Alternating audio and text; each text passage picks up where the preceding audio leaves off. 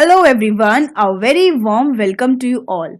In this video, we will be discussing part 2 of the topic types of companies. If you have missed the part 1, no worries, you can check it out and find the link of the same in the description box. If you have enjoyed the first part, hit the like button, subscribe if you have not, and let's unwrap more layers of companies knowledge together. We have already discussed in the part one कि company बहुत सारे तरीके की होती है on the basis of incorporation, on the basis of control and on the basis of liability. On the basis of incorporation, we have discussed in the previous part. Now, in this video, we will be continuing with the types of company on the basis of liability. So, on the basis of liability, companies are of two types, unlimited company and limited company.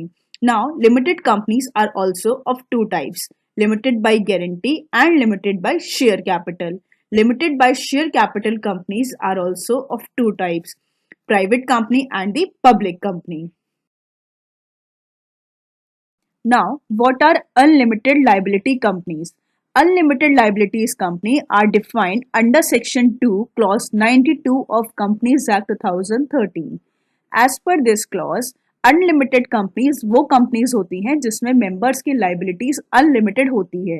Means उनके personal assets को भी बेचा जा सकता है अगर liabilities को पूरा करने की नीड पड़ जाए कंपनी में. तो unlimited companies may have share capital or may not have share capital. So, as per Section 2, Clause 92 of Companies Act 2013, unlimited company means a company which is not having any limit on the liability of its members. Next is limited liability companies. Limited liability companies में जो members होते हैं उनकी liability limited होती है. कितनी limit होती है? It can be limited by the number and the value of shares or limited by guarantee. यानी कि जितने भी अमाउंट के शेयर्स उन्होंने परचेज किए हैं उस पर जो भी अनपेड अमाउंट होगा वो, या फिर जितने भी अमाउंट की उन्होंने गारंटी दे रखी है. तो लिमिटेड लाइबिलिटी कंपनीज दो टाइप की होती हैं. One is limited by guarantee and the second is limited by share capital. तो जो मेंबर्स की लाइबिलिटी होती है वो लिमिटेड होती है. कितनी लिमिटेड? या तो लिमिटेड बाय शेयर कैपिटल या limited by guarantee.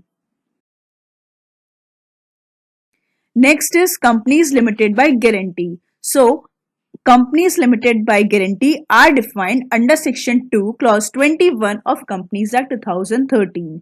As per this clause companies limited by guarantee वो कंपनीज होती हैं जिसमें कंपनी के मेंबर्स एक फिक्स्ड अमाउंट की गारंटी देते हैं कि अगर ये कंपनी वाइंड अप होती है तो जितने भी अमाउंट की उन्होंने गारंटी दे रखी है उतना अमाउंट वो कंट्रीब्यूट करेंगे. इस कंपनी में जो मेंबर्स की लाइबिलिटी होती है वो सिर्फ वाइंडिंग अप के केस में अराइज होती है. बाकी कंपनी के लाइफ टाइम में इनकी कोई लाइबिलिटी अराइज नहीं होती है. कितने अमाउंट की वो गारंटी देते हैं वो मेंशन किया जाता है कंपनी के मेमोरेंडम ऑफ एसोसिएशन में. कंपनीज लिमिटेड बाय गारंटी की शेयर कैपिटल भी हो सकती है और शेयर कैपिटल नहीं भी हो सकती है. इन केस अगर ये कंपनीज की शेयर कैपिटल भी होती है तो ऐसे केसेस में जो ये मेंबर्स होते हैं उनकी दो टाइप की लाइबिलिटी बन जाती है. एक तो जितना उन्होंने गारंटी दे रखी है उतने अमाउंट की, उसके साथ ही अगर उनका उस शेयर में जितने भी अमाउंट के शेयर्स उन्होंने परचेज किए हैं उसमें कोई भी अनपेड अमाउंट रह जाता है तो उतनी. तो इन दोनों अमाउंट की गारंटी उनकी लाइबिलिटी बनती है. So, as per Section 2, Clause 21 of Companies Act 2013, companies limited by guarantee refers to a type of company in which members are bound to contribute a nominal amount as cited in the MOA in case of companies wind up. जो normally जो companies limited by guarantee होती हैं वो mostly किसी charitable objective के लिए form की जाती हैं.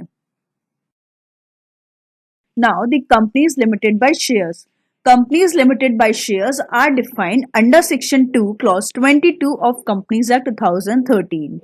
As per this clause, company limited by shares वो कंपनीज होती हैं जिसमें कंपनी के मेंबर्स की लाइबिलिटी लिमिटेड होती है to the amount unpaid on the shares respectively held by them. Means जितने भी शेयर्स उन्होंने परचेज कर रखे हैं अगर उस पर कोई भी अमाउंट अनपेड है तो उतनी ही उनकी लाइबिलिटी अराइज होगी. फॉर एग्जाम्पल, अगर कोई शेयर होल्डर जिसने 100 रुपीज का शेयर परचेज किया हुआ है एंड उसने 80 रुपीज कंपनी को पे कर दिए हैं, तो अगर कंपनी की लाइबिलिटीज को पे करना हो तो उस शेयर होल्डर की लाइबिलिटी सिर्फ 20 रुपीज की रह जाती है, जो कि जितने भी अमाउंट का उसने शेयर परचेज किया है उसका अनपेड अमाउंट है। यहाँ पे 20 रुपीज का अनपेड अमाउंट है, तो मेंबर की लाइबिलिटी सिर्फ 20 रुपीज ही रहती है। कंपनीज लिमिटेड बाय शेयर्स दो टाइप की होती हैं, private companies and public companies. Now, what are private companies? Private companies are defined under Section 2, Clause 68 of Companies Act 2013. As per this clause, private companies में तीन तरह की चीजें होती हैं, यानी कि R, L और P. R means restriction. तो प्राइवेट कंपनीज के जो शेयर होल्डर्स होते हैं वो अपने शेयर्स आउटसाइडर्स को ट्रांसफर नहीं कर सकते हैं, तो उसमें रिस्ट्रिक्शन होती है right to transfer it shares की।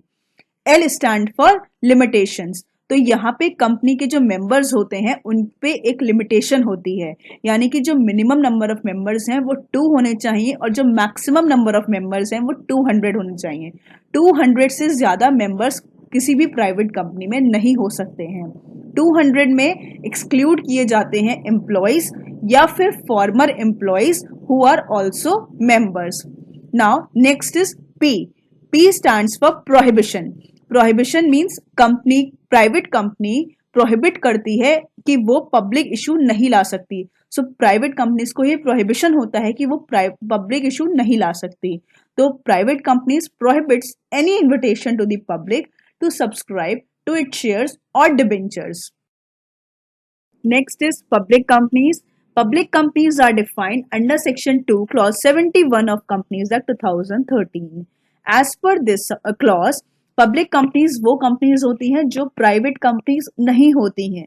दैट मीन्स इनमें कोई भी रिस्ट्रिक्शन नहीं होती है अपने शेयर्स को ट्रांसफर करने की, कोई मेंबर्स की लिमिटेशन नहीं है, कितने भी मैक्सिमम नंबर ऑफ मेंबर्स हो सकते हैं, कोई भी प्रोहिबिशन नहीं है। पब्लिक कंपनीज अपने प्रोस्पेक्टस को इशू कर सकती हैं अगर वो लिस्टेड कंपनी है तो, क्योंकि पब्लिक कंपनीज भी दो टाइप की होती हैं, unlisted company and listed company.